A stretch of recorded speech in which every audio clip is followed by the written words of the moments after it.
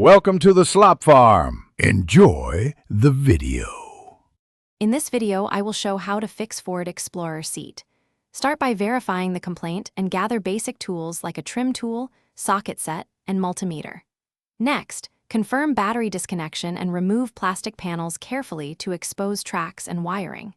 Check for broken clips, loose connectors, blown fuses, or bent tracks.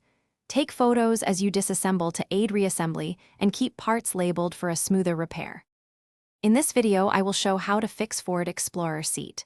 Probe the fuse box for seat circuit continuity and replace any blown fuses you find. With the battery reconnected briefly, observe whether the seat motor receives voltage when controls are operated. If there is power but no movement, the motor or mechanical linkage may be faulty. If no power is present, trace wiring back to the switch and connector, repairing damaged sections as needed. In this video, I will show how to fix Ford Explorer seat. Remove the seat bolts and lift the seat to access tracks, rollers, and motor assemblies safely. Clean debris and rust, then test track alignment by hand before lubrication.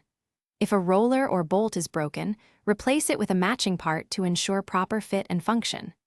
Reinstall the seat, torque bolts to spec, and confirm full travel and locking behavior before final trim replacement.